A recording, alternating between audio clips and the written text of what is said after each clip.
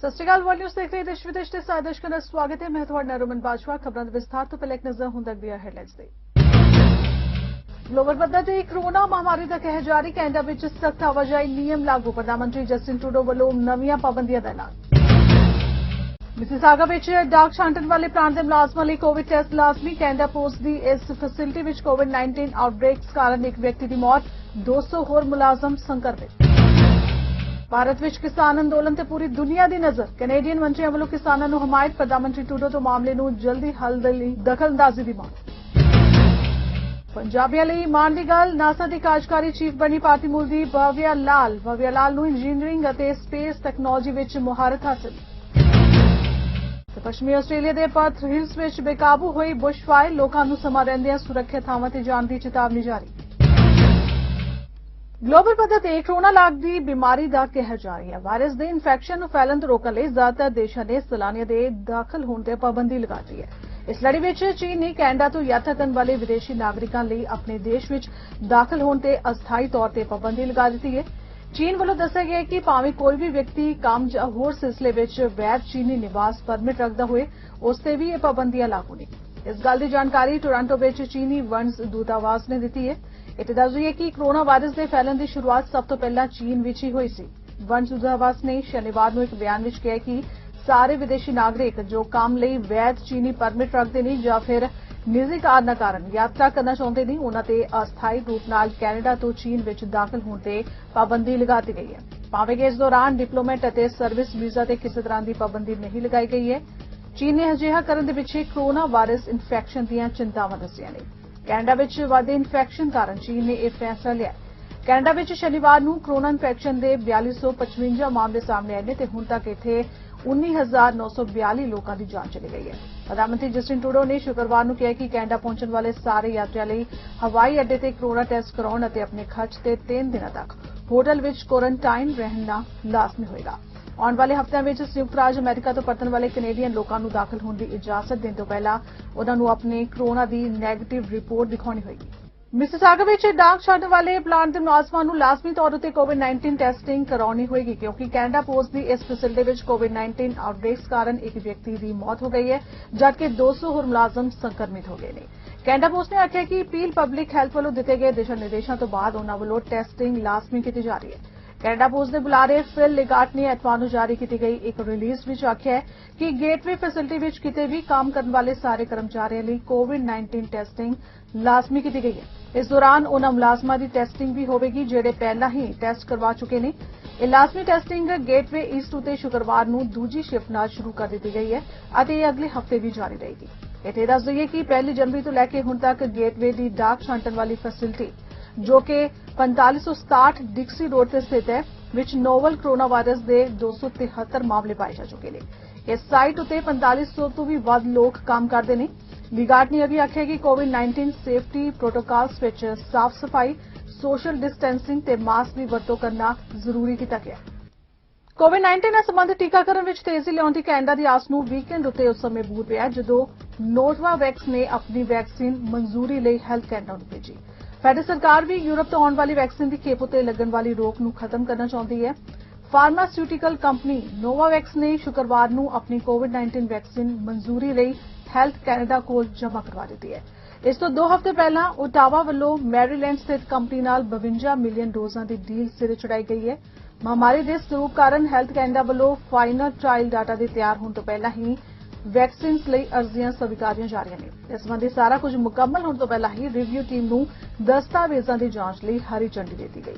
ਇਸ ਨਾਲ clinical trial ਮੁਕੰਮਲ ਹੋਣ ਤੇ ਫਾਈਨਲ ਨਤੀਜੇ ਤੋਂ ਪਹਿਲਾਂ ਮੁਲਾਂਕਣ ਹੋ ਜਾਣ ਨਾਲ ਵੈਕਸੀਨ ਦੀ ਮਨਜ਼ੂਰੀ ਦੇ ਕੰਮ ਵਿੱਚ ਤੇਜ਼ੀ ਆਈ ਹੈ। ਨੋਵਾਵੈਕਸ 5ਵੀਂ ਅਜਿਹੀ ਕੰਪਨੀ ਹੈ ਜਿਸ ਨੇ ਵੈਕਸੀਨ ਦੀ ਵੰਡ ਲਈ ਮੁਲਾਂਕਣ ਵਾਸਤੇ ਅਰਜ਼ੀ ਜਮ੍ਹਾਂ ਕਰਾਈ ਹੈ। ਐਸਟ੍ਰਾਜੈਨੇਕਾ, ਫਾਈਜ਼ਰ, ਬਾਇਓਟੈਕ ਤੇ ਮੋਡਰਨਾ ਵੱਲੋਂ ਅਕਤੂਬਰ ਦੇ ਸ਼ੁਰੂਆਤ ਵਿੱਚ ਆਪਣੀਆਂ ਅਰਜ਼ੀਆਂ ਜਮ੍ਹਾਂ ਕਰਵਾਈਆਂ ਗਈਆਂ ਸਨ, ਜਦਕਿ ਜੌਨਸਨ ਐਂਡ ਜੌਨਸਨ ਵੱਲੋਂ ਨਵੰਬਰ ਵਿੱਚ ਆਪਣੀ ਅਰਜ਼ੀ ਲਗਾਈ ਗਈ ਸੀ। ਇਨ੍ਹਾਂ ਕੰਪਨੀਆਂ ਵੱਲੋਂ ਤੀਜੇ ਪੜਾਅ ਦੇ ਟ੍ਰਾਇਲ ਮੁਕੰਮਲ ਕਰ ਲਏ ਜਾਣ ਤੋਂ ਬਾਅਦ ਹੈਲਥ ਕੈਨੇਡਾ ਵੱਲੋਂ 9 ਦਸੰਬਰ ਨੂੰ ਫਾਈਜ਼ਰ ਬਾਇਓਟੈਕ ਨੂੰ ਮਨਜ਼ੂਰੀ ਦਿੱਤੀ ਗਈ ਸੀ ਅਤੇ 23 ਦਸੰਬਰ ਨੂੰ ਮੋਡਰਨਾ ਨੂੰ ਹਰੀ ਝੰਡੀ ਦੇ ਦਿੱਤੀ ਗਈ ਸੀ। ਐਸਟ੍ਰਾਜੈਨੇਕਾ ਦੇ ਸੰਬੰਧ ਵਿੱਚ ਫੈਸਲਾ ਅਗਲੇ 2 ਹਫ਼ਤਿਆਂ ਵਿੱਚ ਪੂਰਾ ਹੋਣ ਦੀ ਸੰਭਾਵਨਾ ਹੈ। ਜੌਨਸਨ ਐਂਡ ਜੌਨਸਨ ਨੇ ਆਪਣੇ ਤੀਜੇ ਪੜਾਅ ਦੇ ਟ੍ਰਾਇਲ ਦੇ ਨਤੀਜੇ ਅਜੇ ਪਿਛਲੇ ਹਫ਼ਤੇ ਹੀ ਜ਼ਾਹਿਰ ਕੀਤੇ ਨੇ। ਨੋਵਾਵੈਕਸ ਨੂੰ ਯੂਨਾਈਟਿਡ ਕਿੰਗਡਮ ਵਿਚਲੇ ਆਪਣੇ ਟ੍ਰਾਇਲ ਦੇ ਨਤੀਜੇ ਵੀਰਵਾਰ ਨੂੰ ਰਿਪੋਰਟ ਕੀਤੇ, ਪਰ ਅਮਰੀਕਾ ਵਿਚਲੇ ਟ੍ਰਾਇਲ ਦੇ ਨਤੀਜੇ ਆਉਣ ਵਿੱਚ ਅਜੇ ਵੀ 1 ਜਾਂ 2 ਮਹੀਨੇ ਦਾ ਸਮਾਂ ਲੱਗ ਸਕਦਾ ਹੈ। ਨੋਵਾਵੈਕਸ ਵੱਲੋਂ ਦਾਅਵਾ ਕੀਤਾ ਗਿਆ ਹੈ ਕਿ ਯੂਕੇ ਵਿਚਲੇ ਉਸ ਦੇ ਟ੍ਰਾਇਲ ਵਿੱਚ ਵੈਕਸੀਨ 99% ਅਸਰਦਾਰ ਪਾਈ ਗਈ ਹੈ। ਇਸ ਦੇ ਨਾਲ ਹੀ ਕੰਪਨੀ ਨੇ ਇਹ ਦਾਅਵਾ ਵੀ ਕੀਤਾ ਹੈ ਕਿ ਬ੍ਰਿਟਿਸ਼ ਅਤੇ ਸਾਊਥ ਅਫਰੀਕਨ ਸਟੇਨਸ ਲਈ ਵੀ ਉਹਨਾਂ ਦੀ ਵੈਕਸੀਨ ਕਾਫੀ ਅਸਰਦਾਰ ਹੈ। ਕੈਨੇਡਾ ਦੇ ਵਿੱਚ ਸਖਤ ਆਵਾਜਾਈ ਨਿਯਮ ਲਾਗੂ ਕੀਤੇ ਗਏ ਨੇ। ਕੈਨੇਡਾ ਵਿੱਚ ਵਧਦੇ ਕੋਰੋਨਾ ਵਾਇਰਸ ਪ੍ਰਭਾਵ ਨੂੰ ਵੇਖਦਿਆਂ ਫੈਡਰਲ ਸਰਕਾਰ ਨੇ ਅੰਤਰਰਾਸ਼ਟਰੀ ਯਾਤਰਾਵਾਂ ਲਈ ਸਖਤ ਦਿਸ਼ਾ ਨਿਰਦੇਸ਼ ਜਾਰੀ ਕੀਤੇ ਗਏ ਨੇ। ਕੈਨੇਡਾ ਦੇ ਟਰਾਂਸਪੋਰਟ ਮੰਤਰੀ ਉਮਰ ਅਲਬਕਰਾ ਨੇ ਕਿਹਾ ਹੈ ਕਿ ਅੰਤਰਰਾਸ਼ਟਰੀ ਯਾਤਰੀਆਂ ਦੇ ਕੈਨੇਡਾ ਪਹੁੰਚਣ ਦੌਰਾਨ ਹੋਟਲ ਵਿੱਚ ਕੁਆਰੰਟਾਈਨ ਨਿਯਮਾਂ ਨੂੰ ਜਲਦੀ ਤੋਂ ਜਲਦੀ ਲਾਗੂ ਕੀਤਾ ਜਾਏਗਾ। ਉਨ੍ਹਾਂ ਕਿਹਾ ਕਿ ਪਬਲਿਕ ਹੈਲਥ ਇਸ ਸੰਬੰਧੀ ਮਾਪਦੰਡਾਂ ਨੂੰ ਤੈਅ ਕਰੇਗੀ। Those are going to start as soon as possible. So Public Health Canada is the lead on implementing these new measures. They are preparing let me also remind your viewers, part of our new measures is to direct all international flights through only 4 airports, the 4 major airports in Vancouver, Calgary, Toronto, and Montreal. And the preparation now is being done to prepare these 4 airports to receiving all passengers, to assess passengers if they're on essential travel or not. Non-essential travelers will be required to get the PCR test and to quarantine up to 3 days at a hotel until the test results are out. So I can't give you a specific date, but it's going to happen as soon as possible in February. Look, if you were asked me my advice, I would ask people to be prepared as soon as February 4th hit, to be prepared for that.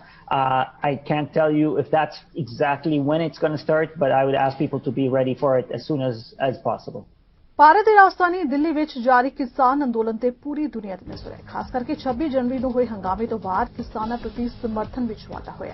ਇਸ ਦੌਰਾਨ NDP ਆਗੂ ਜਗਮੀਤ ਸਿੰਘ ਨੇ ਵੀ ਕਿਸਾਨਾਂ ਦਾ ਸਮਰਥਨ ਕਰਦਿਆਂ ਇਸ ਮਾਮਲੇ ਨੂੰ ਜਲਦੀ ਹੱਲ ਕਰਨ ਦੀ ਮੰਗ ਕੀਤੀ ਹੈ।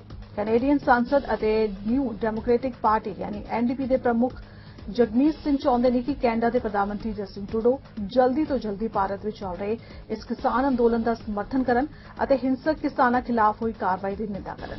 ਜਗਮੀਤ ਸਿੰਘ ਨੇ ਆਪਣੇ ਟਵਿੱਟਰ ਅਕਾਊਂਟ ਤੇ ਭਾਰਤੀ ਕਿਸਾਨਾਂ ਨੂੰ ਸਮਰਥਨ ਦਿੰਦੇ ਹੋਏ ਇੱਕ ਵੀਡੀਓ ਵੀ ਜਾਰੀ ਕੀਤਾ ਹੈ। ਵੀਡੀਓ ਵਿੱਚ ਜਗਮੀਤ ਸਿੰਘ ਨੇ ਦਿੱਲੀ ਦੇ ਵੱਖ-ਵੱਖ ਬਾਰਡਰਾਂ ਤੇ ਚੱਲ ਰਹੇ ਕਿਸਾਨ ਅੰਦੋਲਨ ਨੂੰ ਇਤਿਹਾਸ ਦਾ ਸਭ ਤੋਂ ਵੱਡਾ ਕਿਸਾਨ ਅੰਦੋਲਨ ਦੱਸਿਆ। ਕੈਨੇਡੀਅਨ ਸੰਸਦ ਨੇ ਕੈਨੇਡਾ ਦੇ ਨਾਲ-ਨਾਲ ਬਾਕੀ ਦੇਸ਼ਾਂ ਦੇ ਨੇਤਾਵਾਂ ਨੂੰ ਅਪੀਲ ਕੀਤੀ ਹੈ ਕਿ ਉਹ ਦਿੱਲੀ ਵਿੱਚ ਸ਼ਾਂਤੀਪੂਰਨ ਪ੍ਰਦਰਸ਼ਨ ਕਰ ਰਹੇ ਕਿਸਾਨਾਂ ਪ੍ਰਤੀ ਭਾਰਤ ਸਰਕਾਰ ਦੀਆਂ ਹਿੰਸਕ ਪ੍ਰਤੀਕਿਰਿਆਵਾਂ ਦੀ ਨਿੰਦਾ ਕਰਨ। ਇੱਥੇ ਦੱਸ ਦਈਏ ਕਿ ਗਣਤੰਤਰ ਦਿਹਾੜੇ ਮੌਕੇ ਅੰਦੋਲਨਕਾਰੀ ਕਿਸਾਨਾਂ ਨੇ ਟਰੈਕਟਰ ਮਾਰਚ ਦੌਰਾਨ ਦਿੱਲੀ ਵਿੱਚ ਜੰਮ ਕੇ ਹੰਗਾਮਾ ਕੀਤਾ ਸੀ ਤੇ ਕਿਸਾਨਾਂ ਨੇ ਲਾਲ ਕਿਲੇ ਤੇ ਕੇਸਰੀ ਝੰਡਾ ਵੀ ਲਹਿਰਾਇਆ ਸੀ। ਭਾਰਤ ਵਿੱਚ ਆਪਣੀ ਹੱਕੀ ਮੰਗਾਂ ਕਾਰਨ ਦਿੱਲੀ ਦੀਆਂ ਸਰਹੱਦਾਂ ਤੇ ਬੈਠੇ ਕਿਸਾਨਾਂ ਦੀ ਆਵਾਜ਼ ਬਣਨ ਲਈ ਦੇਸ਼ਾਂ ਵਿਦੇਸ਼ਾਂ 'ਚੋਂ ਵੀ ਮੰਗਾਂ ਉੱਠ ਰਹੀਆਂ ਨੇ। ਇਸ ਤਹਿਤ ਬ੍ਰੈਂਪਟਨ ਈਸਟ ਤੋਂ ਐਮਪੀਪੀ ਗੁਰਰਤਨ ਸਿੰਘ ਨੇ ਕਿਸਾਨਾਂ ਦੇ ਹੱਕ ਵਿੱਚ ਆਵਾਜ਼ ਬੁਲੰਦ ਕਰਦਿਆਂ ਓਨਟਾਰੀਓ ਦੇ ਪ੍ਰੀਮੀਅਰ ਡਗਫੋਰਡ ਨੂੰ ਨਿਸ਼ਾਨੇ ਤੇ ਲਿਆ। उन्होंने कहा कि भारत सरकार किसानों ते तरह तरह के तशद्दद आ रही है, पर प्रीमियर डगफोर्ड ने इस ते अपनी चुप्पी धारी हुई है। उन्होंने कहा कि प्रीमियर फोर्ड हुण किसानां लई बोलण दा समा आ गया। I'm calling on the Premier of Ontario, Doug Ford, to finally break his silence and condemn the violence that peaceful farmers in India are facing right now at the hands of the Indian government. Over the past few days, we've seen terrible images coming out of India of farmers who are peacefully protesting the mass privatization of farming being beaten and brutalized by right-wing extremists and the police. Leaders across the world have condemned this violence, but the Premier of Ontario has remained silent despite the fact that Ontario does billions of dollars of trade with India every year.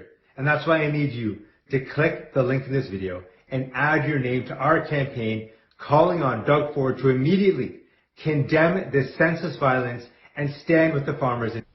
ਅੱਗੇ ਵਧਦੇ ਹਾਂ। Canada ਦੇ ਸ਼ਹਿਰ Brampton ਵਿੱਚ ਇੱਕ ਨੌਜਵਾਨ ਨੂੰ ਆਪਣੀ ਮਾਂ ਦੇ ਕਤਲ ਦੇ ਦੋਸ਼ ਵਿੱਚ ਹਿਰਾਸਤ ਵਿੱਚ ਲਿਆ ਗਿਆ। ਪੀਲ ਪੁਲਿਸ ਨੇ ਐਤਵਾਰ ਨੂੰ ਇਸ ਦੀ ਜਾਣਕਾਰੀ ਦਿੱਤੀ ਹੈ। ਸਵੇਰੇ ਪੁਲਿਸ ਨੇ ਦੱਸਿਆ ਕਿ ਉਹਨਾਂ ਨੇ ਇੱਕ 54 ਸਾਲਾ ਮਹਿਲਾ ਦੇ ਕਤਲ ਦੀ ਜਾਂਚ ਦੌਰਾਨ ਇੱਕ ਵਿਅਕਤੀ ਨੂੰ ਦੋਸ਼ੀ ਪਾਇਆ। ਪੁਲਿਸ ਨੇ ਕਿਹਾ ਕਿ ਜਾਂਚ ਦੌਰਾਨ ਪਤਾ ਲੱਗਿਆ ਹੈ ਕਿ ਮਹਿਲਾ ਲਾਪਤਾ ਨਹੀਂ ਹੋਈ ਸੀ, ਸਗੋਂ ਉਸ ਦੇ ਪੁੱਤ ਨੇ ਹੀ ਸਾਰੀ ਸਾਜ਼ਿਸ਼ ਰਚੀ ਸੀ। ਨਾਈਟਸਪ੍ਰੇਸ ਰੋਡ ਅਤੇ ਬਰਾਮਿਲਾ ਰੋਡ ਤੇ ਸਥਿਤ ਘਰ ਵਿੱਚ ਹੀ ਇਸ ਔਰਤ ਨੂੰ ਮਾਰਨ ਦੀ ਸਾਜ਼ਿਸ਼ ਉਸ ਦੇ ਪੁੱਤ ਨੇ ਹੀ ਰਚੀ ਸੀ। 24 ਸਾਲਾ ਬ੍ਰੈਂਪਟਨ ਨਿਵਾਸੀ ਟ੍ਰੇਲ ਫੋਸਟਰ ਨੂੰ ਪੁਲਿਸ ਨੇ ਹਿਰਾਸਤ ਵਿੱਚ ਲੈ ਲਿਆ ਹੈ। ਉਸ ਨੂੰ ਪਹਿਲੇ ਦਰਜੇ ਦੇ ਕਤਲ ਦੇ ਦੋਸ਼ ਵਿੱਚ ਹਿਰਾਸਤ ਵਿੱਚ ਲਿਆ ਗਿਆ ਹੈ। ਪੁਲਿਸ ਨੇ ਲੋਕਾਂ ਕੋਲੋਂ ਵੀ ਪੁੱਛ ਪੜਤਾਲ ਕੀਤੀ ਹੈ। ਪੁਲਿਸ ਨੇ ਕਿਹਾ ਕਿ ਜੇਕਰ ਕਿਸੇ ਨੂੰ ਇਸ ਸੰਬੰਧੀ ਪਤਾ ਹੋਵੇ ਤਾਂ ਉਹ ਪੁਲਿਸ ਨੂੰ ਇਸ ਸੰਬੰਧੀ ਜਾਣਕਾਰੀ ਜ਼ਰੂਰ ਦੇਵੇ। ਭਾਰਤੀ ਮੂਲ ਦੀ ਭਵਿਆ ਲਾਲ ਨੂੰ ਦੁਨੀਆ ਦੀ ਸਭ ਤੋਂ ਵੱਡੀ ਸਪੇਸ ਏਜੰਸੀ ਨਾਸਾ ਵਿੱਚ ਐਕਟਿੰਗ ਚੀਫ ਆਫ ਸਟਾਫ ਬਣਾਇਆ ਗਿਆ। ਨਾਸਾ ਨੇ ਆਪਣੇ ਬਿਆਨ ਵਿੱਚ ਕਿਹਾ ਕਿ ਭਵਿਆ ਲਾਲ ਕੋਲ ਕਾਫੀ ਤਜਰਬਾ ਹੈ ਤੇ ਉਹਨਾਂ ਨੂੰ ਇੰਜੀਨੀਅਰਿੰਗ ਅਤੇ ਸਪੇਸ ਟੈਕਨੋਲੋਜੀ ਵਿੱਚ ਮੁਹਾਰਤ ਹਾਸਲ ਹੈ, ਜਿਸ ਨਾਲ ਨਾਸਾ ਨੂੰ ਕਾਫੀ ਫਾਇਦਾ ਮਿਲੇਗਾ। ਇਸ ਤੋਂ ਪਹਿਲਾਂ ਭਵਿਆ ਲਾਲ ਰਾਸ਼ਟਰਪਤੀ ਜੋ ਬਾਈਡਨ ਦੇ presidential transition agency review team ਦਾ ਵੀ ਹਿੱਸਾ ਰਹੇ ਨੇ।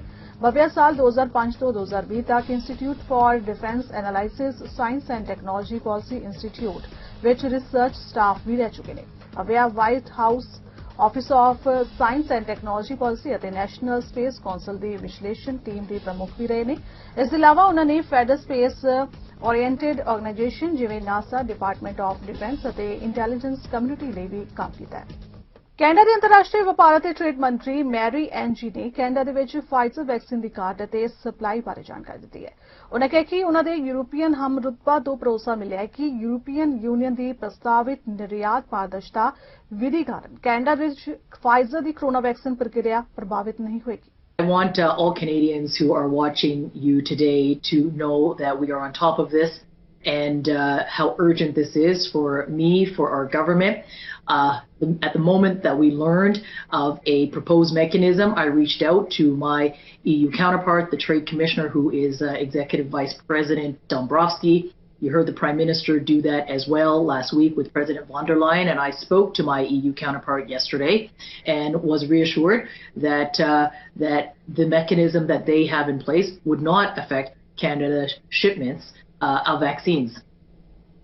Well, you'll see that that while many countries have been exempted, there are many of our other international partners like Australia or the United Kingdom or the United States that have also not been on the exemption list. And in my conversation with Commissioner Dombrovskis, I was really clear that Canada's expectation is that our purchase contracts with the vaccine makers are not disrupted. I would note that in their regulation, there is absolutely consideration for advance purchase agreements that have been made, like that of Canada with the vaccine makers, and our expectation is that there is no disruption or delay. And as I said in my conversation with Executive Vice President, I was given assurances that Canada's vaccines should not be affected. Well, in my conversations with the Executive Vice President, I reiterated how important it was for Canada to not see any disruptions in the vaccine orders that we have placed. And you know, as I said earlier, their regulation absolutely has consideration for advanced purchase agreements and contracts negotiated by third countries like Canada. Yep. And like I said, the reassurance also came last week from President von der Leyen to Prime Minister Trudeau as well. Yes, in fact, we are absolutely taking a whole of government approach, which we do with respect to this global pandemic. I mean, COVID-19 is a crisis that Toronto ਦੇ innovation policy lab ਦੇ ਸੈਡਨ ਬ੍ਰੈਂਟੀਜ਼ ਨੇ ਚੇਤਾਵਨੀ ਦਿੰਦੇ ਕਿਹਾ ਕਿ Canada ਆਪਣੇ ਸਹਿਯੋਗੀ ਦੇਸ਼ਾਂ ਤੇ ਭਰੋਸਾ ਨਹੀਂ ਕਰ ਸਕਦਾ। ਉਨ੍ਹਾਂ ਕਿਹਾ ਕਿ ਰਾਸ਼ਟਰੀ ਸੁਰੱਖਿਆ ਨੀਤੀ ਤੋਂ ਮੈਨੂਫੈਕਚਰਿੰਗ ਲਈ ਪੈਦਾ ਹੋਏ ਖਤਰਾ ਇੱਕ ਜਾਗਰੂਕਤਾ ਦਾ ਹੁਕਮ ਹੈ। ਕੋਰੋਨਾ ਵੈਕਸੀਨ ਦੀ ਸਪਲਾਈ ਅਤੇ ਮੈਨੂਫੈਕਚਰਿੰਗ ਲਈ ਵੀ ਉਨ੍ਹਾਂ ਪ੍ਰਤੀਕਿਰਿਆ ਦਿੱਤੀ ਹੈ। We should have expected that. It was clear that this was going to happen. As a matter of fact, nothing in what has happened in the last year should come as a surprise. We all knew what will be the end game with this pandemic. We all knew it's going to be vaccines. And we all knew that there are going to be problems if you don't secure supply and if you don't have a capability of manufacturing basic needs, from masks, ventilators to vaccines. And here we are. Things should have been different, not just for vaccines. I think what the pandemic, if you want to look at it as a positive way, what the pandemic has done is put a mirror right here. And we now look at the mirror and we're not happy, or at least we shouldn't be happy, because we were complicit and we have lost many capabilities for our basic needs, from PPE to now vaccines, to our ability to innovate around them. And this is a wake-up call. By the way, we are not the only one. The US had the same wake-up call. What I'm worried about is that our leaders for the last 12 months have basically played in order not to lose. They haven't really tried to win. Okay. And as a country, we do need to realize that we have to have basic production capabilities. Okay. For the same reason we have started to produce, I wish it was starting, stop to produce a lot of stuff. The world has become more and more globalized, and in the case of production, it means that you can cut into small stages what you produce. And a lot of the actual production, what we call manufacturing, has been moved overseas in order to save money. The problem is that once you start losing those capabilities, it is very hard, or at least quite complicated, to bring them back. We could have taken a much bolder action in the beginning of a vaccine. Just think for a moment how much our economy loses every day and says this is essential. We are going to cut a deal with a vaccine make. इस हफ्ते Canadian राजनीति विच conservative party ਵੱਲੋਂ सत्ताधीर liberal party ਨੂੰ ਨਿਸ਼ਾਨੇ ਤੇ ਲਿਆ ਗਿਆ। Conservative party ਵੱਲੋਂ ਟੀਕਿਆਂ ਦੀ ਵੰਡ ਨੂੰ ਲੈ ਕੇ ਪਾਰਦਰਸ਼ਤਾ ਦੀ ਮੰਗ ਕੀਤੀ ਗਈ ਹੈ। G20 ਦਾ ਮੁੱਦਾ ਵੀ ਹਾਊਸ ਆਫ ਕਾਮਨਸ ਵਿੱਚ ਚੁੱਕਿਆ ਗਿਆ ਹੈ। ਕੀਸਟੋਨ ਪਾਈਪਲਾਈਨ ਲਈ ਫੈਡਰਲ ਸਰਕਾਰ ਤੋਂ ਜਵਾਬਦੇਹੀ ਮੰਗੀ ਗਈ ਹੈ। ਕੈਨੇਡਾ ਦੀ ਅਰਥ ਵਿਵਸਥਾ ਲਈ ਫੈਡਰਲ ਸਰਕਾਰ ਨੂੰ ਘੇਰਿਆ ਗਿਆ। And on debt financing, what's quite clear from where the tenet of what he's proposing or certainly saying is that obviously the situation that we're in is untenable from what he's proposing. And that certainly all the investments we made in Canadians in the past year, obviously there was a choice to be made. Us on this side of the house, we decided to invest in Canadians, and he is deriding us for accumulating debt. So I want to know from the member from Carleton, the fact that we've invested too much in Canadians. Obviously, why do we accumulate debt? Was to help Canadians weather this storm, weather the worst pandemic that we all faced as a nation in our lifetime. So I want to know all the programs that this government has brought forward: the CERB, the wage subsidy, the rent subsidy, the mortgage deferral payments, the supporting Indigenous communities, the CEBO loans, the regional relief and recovery fund, the billions of dollars of transfers to the provinces that we provided them to ensure the health and safety of our people, of Canadians. Which one would he have not brought forward? What would we have done differently? One, we would not have gone into this crisis having already added $100 billion of debt before the very first case of COVID-19. That's the first thing. This government inherited a balanced budget. They blew through $100 billion of debt before COVID-19 even arrived on the scene. When we warned them, the second thing is we would have ensured the COVID crisis would not have spun out of control here in Canada the way it did, because we would have closed the border. We told them, we're on the record of having said that we would close the border. They had military intelligence in December telling them of the risk, and yet they let 60,000 people come from China between December and March into this country, causing the disease to spread quickly. We would have approved rapid testing more quickly so that Canadians could get back into their jobs safely. We would have procured vaccines on a priority basis rather than leaving us at the back of the pack. All of these things would have saved a fortune. And finally, what will we do different going forward? When we come out of the COVID crisis, we would unleash the engine of free market productive economic growth that produces paychecks for people, rather than shutting down the economy by blocking enterprise, as this government has done in project after project. And we reject the government's proposal to make all the COVID spending permanent. Conservative आगू Aiden O'Toole का कहना है कि प्रधानमंत्री Justin Trudeau ਨੂੰ अगला governor general अपने आप नामजद नहीं करना चाहिए। उन्होंने कहा कि घट गिनती सरकार के चलते अजिहा करने नाल कॉन्फ्लिक्ट ऑफ इंटरेस्ट का खतरा हो सकता है। एक इंटरव्यू में ओटूल ने आख्या कि ट्रूडो ਨੂੰ अगला गवर्नर जनरल चुनने ਲਈ पैनल का सहारा लेना चाहिए। कंजरवेटिव ਵੱਲੋਂ ਇਹ ਗੱਲ ਉਦੋਂ ਆਖੀ ਜਾ ਰਹੀ ਹੈ ਜਦੋਂ ਤੋਂ ਜੂਲੀ ਪੈਲੀਅਟ ਨੇ ਅਸਤੀਫਾ ਦਿੱਤਾ ਹੈ। ओटूल ने आख्या कि चोणां ਦੀ संभावना दौरान ट्रूडो ਨੂੰ निजी तौर उत्ते इस फैसले तो दूर ही रहना चाहिए। घट गिनती सरकार विच जदों प्रधानमंत्री ਨੂੰ रोज गवर्नर जनरल कोल जाण दा डर बनिया रहिंदा है तां ट्रूडो निजी तौर उत्ते कॉन्फ्लिक्ट ऑफ इंटरेस्ट विच हो सकदे ने। ट्रूडो ने पिछले हफ्ते आख्या सी कि भविख विच होण वालीआं अजिहिआं अचनचेती तब्दीलियां तो बचाव लई उच्च पद्धरी नीतियां दी प्रक्रिया दा ਉਹ ਮੁਲਾਂਕਣ ਕਰ ਰਹੇ ਨੇ। हालांकि उन्हां ਇਹ नहीं दस्सिआ कि ਇਹ तब्दीलियां किहो जिहिआं होणगीआं। उन्हां ਇਹ ਵੀ आख्या कि ਅੱਗੇ ਵਧਣ ਸਮੇਂ उन्हां ਨੂੰ ਅਜਿਹੀਆਂ ਪ੍ਰਕਿਰਿਆਵਾਂ ਨੂੰ ਹੋਰ ਮਜ਼ਬੂਤ ਕਰਨਾ ਹੋਵੇਗਾ। ਪੱਛਮੀ ਆਸਟ੍ਰੇਲੀਆ ਦੇ ਪਰਥ ਹਿਲਸ ਵਿੱਚ ਫੈਲੀ ਜੰਗਲੀ ਅੱਗ ਬੇਕਾਬੂ ਹੁੰਦੀ ਜਾ ਰਹੀ ਹੈ। ਅੱਗ ਨੇ ਇਥੋਂ ਦੇ ਘੱਟੋ-ਘੱਟ 30 ਘਰਾਂ ਨੂੰ ਸਾੜ ਕੇ ਤਬਾਹ ਕਰ ਦਿੱਤਾ ਹੈ ਤੇ ਹੋਰਾਂ ਨੂੰ ਵੀ ਹੁਣ ਇਸ ਬੇਕਾਬੂ ਹੋ ਰਹੀ ਅੱਗ ਤੋਂ ਖਤਰਾ ਪੈਦਾ ਹੋ ਗਿਆ ਹੈ। ਇਹ ਖਤਰਾ ਲਗਾਤਾਰ ਵਧਦਾ ਦਿਖਾਈ ਦੇ ਰਿਹਾ ਹੈ। ਸਥਾਨਕ ਲੋਕਾਂ ਨੂੰ ਸਮਾਂ ਰਹਿੰਦਿਆਂ ਇਥੋਂ ਨਿਕਲ ਕੇ ਸੁਰੱਖਿਅਤ ਥਾਵਾਂ ਤੇ ਜਾਣ ਦੀ ਚੇਤਾਵਨੀ ਲਗਾਤਾਰ ਦਿੱਤੀ ਜਾ ਰਹੀ ਹੈ, ਜੋ ਸਮਾਂ ਰਹਿੰਦਿਆਂ ਹੀ ਜਾਨ ਬਚਾਈ ਸਕੇ।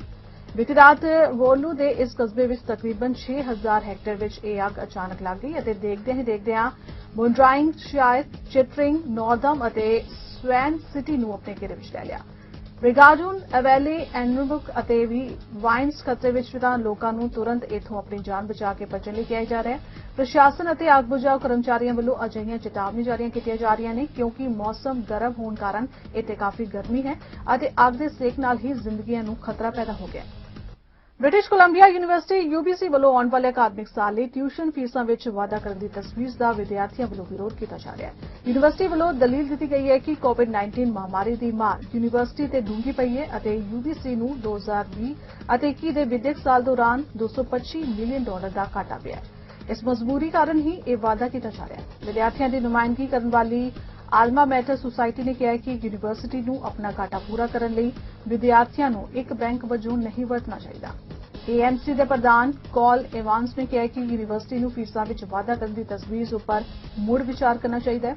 ਉਨ੍ਹਾਂ ਵੀ ਕਿਹਾ ਕਿ ਮਹਾਮਾਰੀ ਦੀ ਮਾਰ ਸਿਰਫ ਯੂਨੀਵਰਸਿਟੀ ਤੇ ਹੀ ਨਹੀਂ ਪਈ, ਸਗੋਂ ਹਰ ਇੱਕ ਕਾਰੋਬਾਰ ਹੀ ਮਹਾਮਾਰੀ ਦੀ ਲਪੇਟ ਵਿੱਚ ਆਇਆ ਹੈ ਅਤੇ ਪਿਛਲੇ 10 ਮਹੀਨਿਆਂ ਤੋਂ ਸਾਰੇ ਕਾਰੋਬਾਰ ਹੀ ਠੱਪ ਪਏ ਹੈ। ਫਿਲਹਾਲ ਵਰਲਡ ਨਿਊਜ਼ ਵਿੱਚ ਇੰਨਾ ਹੀ। ਦੇਸ਼ ਦੁਨੀਆ ਦੀ ਬਾਕੀ ਖਬਰਾਂ ਦੀ ਜਾਣਕਾਰੀ ਲਈ ਤੁਸੀਂ ਬਣੇ ਰਹੋ ਸਾਡੇ ਨਾਲ ਚੜ੍ਹਦੀਕਲਾ ਟਾਈਮ TV ਤੇ। ਧੰਨਵਾਦ।